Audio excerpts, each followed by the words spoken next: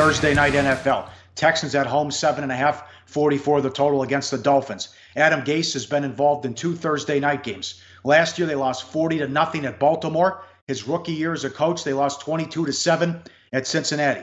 It's been ugly so far with Gase. And now Wilson out, Stills out, Amendola banged up. All these guys got hurt Sunday, short week, on the road. Parker's agent called Gase incompetent. He's got to play him now, even though he was a healthy scratch Sunday, because they don't have any bodies left. That should be interesting as well. Miami comes in, Osweiler at the quarterback. Maybe O'Brien gets an edge there, but give full marks to the Texans, who are 0-3. They're now in first place. Sure. That being said, the Texans haven't been winning by margin. 3 of their 4 victories, not enough to cover this number of 7.5. And the 4th win last week against Jacksonville, well, let's just say it wasn't the Jags' A game when Blake Bortles got benched.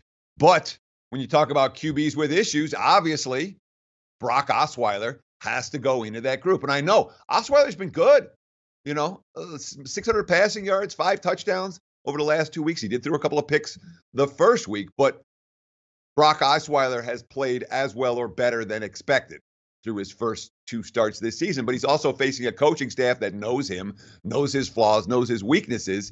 And as you mentioned, he'll be missing 2 of the best playmakers that Miami has in Wilson and Stills. So, O'Brien's saying the right things about facing his former QB.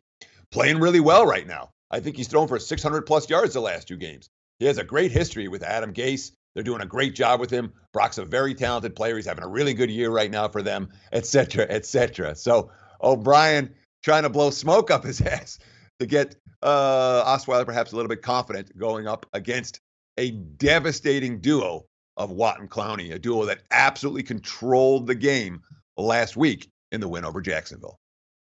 Yeah, you got to worry about the health of Watkins, too. Had to take the bus to the game because of the collapsed lung or the lung issues, whatever you want to say it. That's something to be concerned about, I guess, moving forward.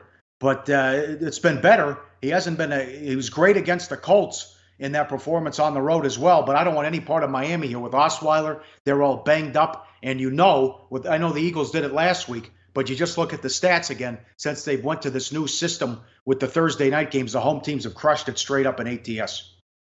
Sure, and I'm with you in not wanting any part of Miami in this contest. Look at the quote from Adam Gase. With a banged-up offensive line, mind you, quote, talk about Watt and Clowney, they're horrible to go up against.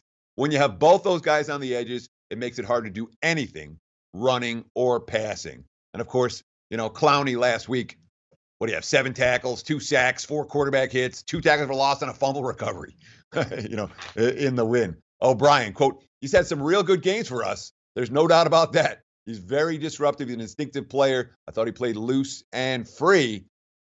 You're playing loose and free against Brock Osweiler. You can expect Osweiler to make mistakes. Unfortunately, though, this point spread, it's 7.5. That hook bothers me in this game. I know it's Houston or nothing, but the Texans just aren't the type of team that I'm comfortable asking to win by more than a touchdown. Just not how they're built and how they're playing right now. Yeah.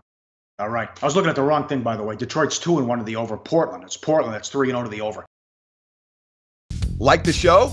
Help us keep the lights on. Please make sure to comment, share, and subscribe to all the Sportsbook Review videos. Thanks so much. Best of luck. Enjoy the game.